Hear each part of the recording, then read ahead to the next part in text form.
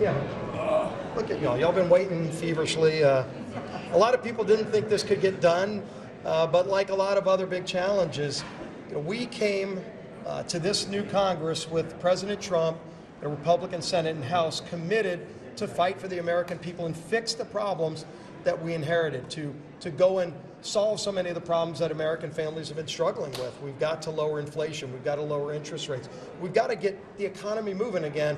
And all of that happens with this one big, beautiful bill. And of course, none of it starts until we pass the budget, which is why today's vote was so important, which means now the real work begins in the committees. We have 11 committees in the House ready to go to work now.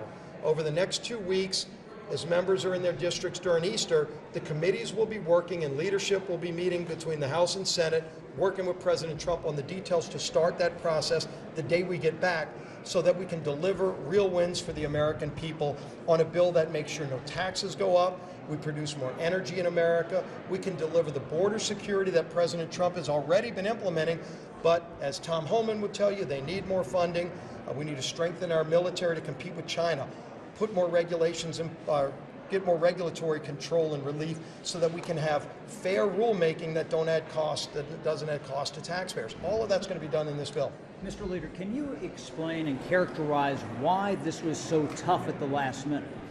Every step of this process is going to be tough. We've said this from the very beginning. In fact, when there was a debate between one bill and two bills, I had some conversations with President Trump, with his Treasury Secretary, Scott Bessent. They said, why one bill? I said, go back and look at 2017. I was the majority whip when we passed the first Tax Cuts and Jobs Act. The budget for that bill, we lost 22 Republicans. We still got the bill passed, barely, but we lost 22 Republicans. Well, this time around, we couldn't lose 2 on the first round. Today, we could lose 3, and as you saw, we lost 2, and then we were able to pass the bill, but we have tight margins. And so anytime you have tight margins, we have a lot of members with a lot of very divergent opinions on how to get to the goals we've set out to achieve. And everybody has been in the room at different stages. You know, some members had more questions than others. And you know, every member knows, and I've been very candid, there's still a lot of work left to do, but we are including all of our members, from the most conservatives to those in the most swing districts, in all of these conversations, because it's going to take all of us to get it done. Is this probably the easiest vote that you have to take? None of these votes are easy, and then the next votes won't be easy, but they're all significantly important for the American people. And I think if you just keep sight of what the goal is. Our goal from the very beginning is to provide relief to families who have been struggling, to get our economy back on track, and deliver on the promises that President Trump and House and Senate Republicans ran on during the campaign and were elected and given a mandate to deliver. We're now working on those next steps, and we're going to get this passed because failure is not an option. Well, where are you going to find the savings, sir? Where are you going to find the savings, sir? And well, the beauty is that the committees get to go do that. You can find 1.5 trillion and more. And obviously you saw the press conference this morning. Without cutting Medicaid. Well, first of all, if you look, bless you, if you look at just waste, fraud, and abuse in all federal programs, that's on the table. And I think most Americans would tell you, please go root out waste, fraud, and abuse. So if any program is stealing money from taxpayers in a way that's not intended, not even talking about changing eligibility, all of those things are going to be looked at to make the programs work better. Some of these programs do not work well for the people on it. I'll give you an example. You know, because a lot of lies have been told about disabled people. Medicaid does not work well enough for disabled people. We can make it work better, and part of that is by taking away some of the siphoning off of the program by people that shouldn't be on it. There are illegals in the hundreds of thousands at a minimum on Medicaid, taking billions of dollars out of that program, hurting disabled people. So we need to strengthen those programs, and we're going to be working on that too. But if you look at some of the other things, spectrum sales, nobody talks about that. Everybody talks about $880 billion in energy and commerce as if it's all healthcare. There's probably $200 billion in non-healthcare related programs before you even start talking about more savings and reforms. Things like spectrum sales. You know, how do you go from 5G networks to 6G?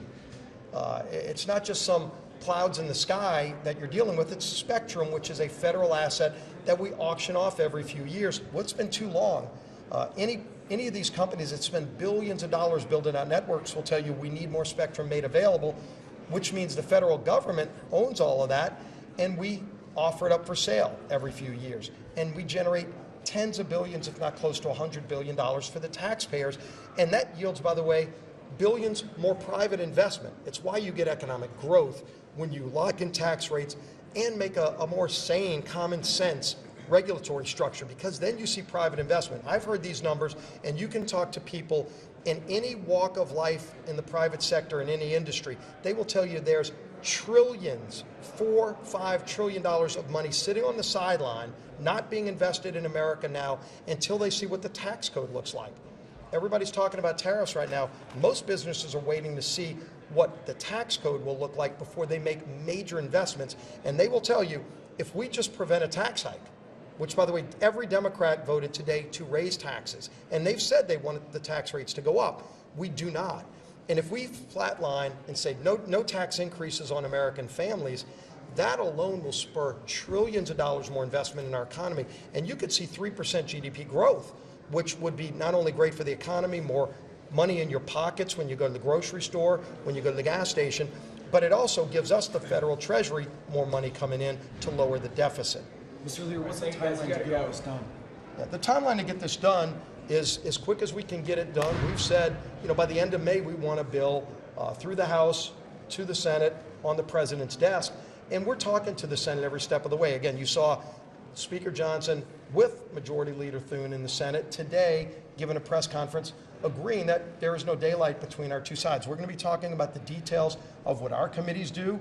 They don't have the exact same committees. They don't have an Energy and Commerce Committee. They have a Commerce Committee. Finance Committee in the Senate will do a lot of the components on Medicaid that the Energy and Commerce Committee would do. But at the end of the day, all of those policies will come together, and we're talking about those things now. Over the next 2 weeks, our committees will be talking together, House and Senate, so that when we send the bill over to the Senate, after we continue to do the work, and we've done a lot of it already, it's not going to be the first time they've seen it. So we want a process that moves quickly. President Trump, as you know, he's not somebody that wants to wait around for months.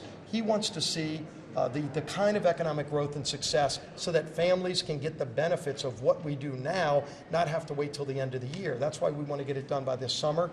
I'd love to see that bill on the President's desk by the end of May, and it can be.